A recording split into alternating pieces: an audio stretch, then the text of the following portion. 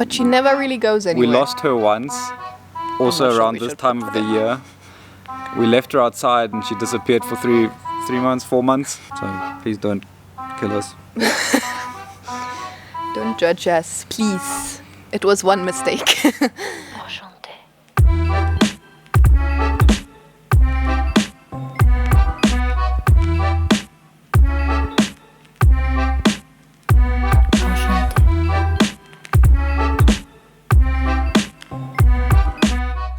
Hey guys, so we've introduced you to Sasha, our pit bull, the rats, and of course all the other cats. And today we're going to introduce you to another one of our little family members, arguably I think the smallest one of the family members. This is Artemis, our bearded dragon. We've had her for I think about 8 years. 8 years. Toby got her when she was really, really little. So I think she's 8, more or less. Bearded dragons can get to 12 to 15, I think. So she's about, well, a little bit more than halfway. She's quite a little bearded dragon, I think. I've seen bigger ones. She is female, so she will be smaller, as far as I understand. She is very dark at the moment. She's usually a very, bright light cream color, and then she has very beautiful hues of orange in her. Yeah, we're not exactly filming this at the best time of the year. It's going towards winter, and she can tell. So she's a bit grumpier, and there's less sun, obviously, which means that she's not as bright as in full summer. She's really, really beautiful. Not that she isn't beautiful now. Hey Momo. Hi Momi. She's also, funnily enough, she is Toby's bearded dragon. He's the one who got her, but she pretty much from the beginning kind of adopted me as her owner. And she seems to prefer me, and she shows that. People will, we have lots of people who tell us, reptiles, they're so boring because they don't really have a personality or something. And I totally disagree with that, because whenever I take Artemis out of her tank and I hang out with her or something, she will generally become really, really orange and really bright and happy. Well, for me the most telling time is whenever we go on holiday for a longer period of time, we give her to one of our local reptile shops here. They look after her for the duration that we're gone, and whenever we go back and pick her up, she brightens up as soon as she sees us. More so Loretta than myself. Yeah. She seems to have a bit of has taken a liking to me, which I think is awesome. And she's quite funny. She will demand to be let out of her tank. So when she gets bored or she can tell it's warm outside when the sun is out, she will scratch at her tank window until we pop her into the garden. Generally we have this plastic playpen for when my brother's twins were really little, and we pop her in that so that she can't run off, and we give her a shade spot in there and a sun spot, and then she can kind of adjust where she wants to be. But she really enjoys being in the garden and just chilling on our lawn. And before anyone panics, we don't spray our lawn or anything, so it's completely safe for her to be out, and it's safe for her to graze if she wants to. Yeah, a lot of people will probably think that we're irresponsible as far as keeping her is concerned. We do leave her in the lawn unattended a lot. But she never really goes anywhere. We lost her once, also around this time of the year. We left her outside and she disappeared for 3 months, 4 months. And as soon as summer came, she popped up out of the garden somewhere. Thank God the South African climate is very close to her natural one, so it wasn't the end of the world. Since that experience, though, we don't leave her unattended as much. We put her in front of the door so that we can always see her. And we've started implementing the pen instead of just popping her into the garden, to do her own thing. Even if she does go missing, there's nowhere for her to get out of the property as far as we can tell. So I do think she'll show up eventually. And we don't spray, we don't, pesticides or nothing like that. So if she does eat something in the garden, it'll be safe for her. So please don't kill us. Don't judge us, please. It was one mistake. So since then it hasn't happened again. We always put her in the pen now so she can't run off. And it's just, she really enjoys being outside and she's so happy in the sun. So it's kind of, we don't want to take that away from her, which is why we thought the pen would be a good option. And maybe one day we will build her an outdoor enclosure that's also covered, so that she can actually spend time outside during the day without us having to worry at all. And then as to her relationship with our other pets. As far as getting along with the cats, you saw, I got a couple of shots of her and Momo interacting. The cats kind of sniff her and then move on. They don't. She's too big for them to see her as prey. Well, I think she's also too spiky. If threatened, she'll puff up and she'll make a point to get across, or she'll make a point and... I don't think she's ever blown her beard at the cats, though. I think that's more something like if a hadida flies over, she'll puff up because she's obviously worried. But in general, she's very, very laid back. She's very chilled. And again, the cats don't see her as prey. They generally will walk up to her once when she's out, and they'll give her a sniff. As a kitten, Momo had a big thing for her tail. Yeah, but we corrected that, and he doesn't really do that anymore. We made sure he knew that her tail was off limits. He's busy hunting something to the left, which is really funny. I wish you could see it. He did the whole butt wiggle. So she's super social. She will want to hang out with us or hang out with one of the...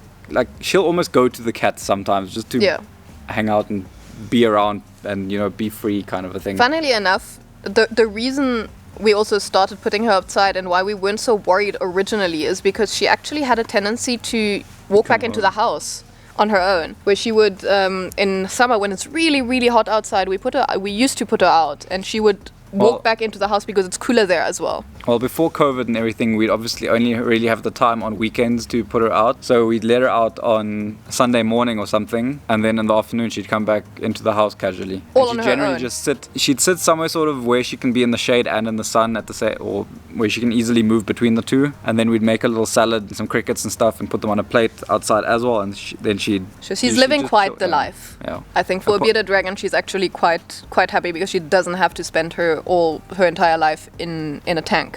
And especially now where we're both working from home. I mean, the whole summer she was outside every day. And she's looking really, really healthy. And she really, as I said, she will make herself known that she wants to go out because she will scratch that window until we let her. But for anyone considering it, they make really great pets. They're relatively easy to care for. They don't have a massive high-tech setup that they need and so on. The only thing I would say to consider, if you're a bit squeamish, their poop is possibly one of the grossest things I've ever had to deal with. I will take cat poop, dog poop, and rat poop over bearded dragon poop. But that's also one of the nice things about letting her outside. Yes. So the good thing about having her out is that she'll generally do her business outside on the lawn where it can just stay and we don't have to deal with it. Every now and then it goes into the tank and it is... Seriously, guys, it smells so bad. But yeah, and it's a weird consistency if too. If you're looking for another pet with cats, highly recommend bearded dragons. They can look after themselves. For most pets, I'm sure, for most cats, I'm sure. Dogs, I wouldn't trust. But yeah, they make great pets. We were going to introduce the snake as well. We have a corn snake. But she's buried herself now. She's gonna shed soon. But and when they're blue, they tend to be, which is when they're shedding, they have their eyes go blue and their skin lifts off, so they get a bit dull. That's what I mean by saying when she's blue. She tends to get quite grumpy, so we don't handle her when she's in that state. So right now we're leaving her be. She's going to shed, and then maybe we can pop her into another video one of these days. Yeah, but if there's anything to learn from our introduction videos, it's that you don't just have to have cats. You can have a whole bunch of different animals together with your cats, as long as you're careful and take precautions. I mean, with the rats, for instance, they have to be in the cage. They obviously can't be unattended. Luckily, Artemis here can be unattended. The cats know not to eat her. She can also defend herself, so we can have a nice little zoo going. Nice little petting zoo. And they're also great for kids because they are quite easygoing, and especially to introduce kids to pets that are a bit different so that they don't have that fear factor of reptiles. I think it's really great. My nephews are 2 now, and we basically introduced them to Artemis when they visit. They live in France, and they absolutely love, one of them. One is a little bit shyer, and the other one he's super keen. So now even when we video chat, because obviously we can't travel at the moment, he will always request that we show him all of our pets, and he always gets really excited, and he's not afraid of touching her, of touching the rats. And I think that's actually a great way to introduce kids to different species as well. And I'm not saying that you should have every species just so your kids could get used to them, but if you know someone who has a reptile, I think that's also something to consider. It's quite cool to just desensitize kids. Yeah, and she doesn't bite or anything. She's never bitten us or anything. She's totally chilled. She's really... They make one of the best pets, I think. Introductory pets. They're very simple and so on. Very and straightforward. There's nothing complicated about owning a bearded dragon. I think the only time that's a bit difficult is if you get them really, really young. Finding the right size cricket that they're willing to eat can be a bit tricky. Artemis wasn't that small when we got her. I mean, she was a baby for sure, but she wasn't... I'll put up the picture. We have a picture somewhere. Yeah, she wasn't a super, super tiny baby. So we never had issues with her. And I think a lot of people might worry about salmonella. Look, in the 8 years that we've had her, we've never had an issue. And I will admit, there are times where I handle her and I pick her up and I take her outside and I forget to wash my hands immediately after. I don't. And it's really never been an issue. But it is recommended. Of course. I'm not even sure bearded dragons are that much of a carrier. I know snakes are a big carrier of salmonella. If you're really worried, just wash your hands and it won't be a problem. Keep a sanitizer next to the tank if that's easier for you. Which you have now anyways. For us, the tank isn't that far away from the bathroom, so I tend to handle her and then obviously go wash my hands immediately after. But yeah, that's our entire family now. I think all of these will be in a playlist. I'll make sure of that, and you can go have a look. If there's any questions, comments about bearded dragons, leave them down below, and we'll get back to you about those. We're also really, really close to the 5,000 subscriber mark, guys.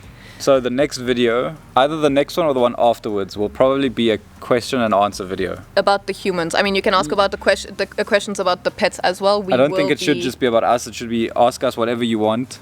So leave your questions in the comments. We'll also do an Instagram post and a community post, and you guys can just send us your questions and we'll answer them. Any questions you have, it will be like a vlog situation. We will both be on camera for a change, and it'll be just us, unless the cats pop in unannounced, which they probably will. We've already had a couple interesting questions that I'm keen to answer, but please let us know what you want to have answered. The more the merrier. And as always, don't forget to go find us on Instagram. We post there pretty much daily, all of our adventures. Go find our website. We're going to update a couple more things there as we go along. It's in the description below.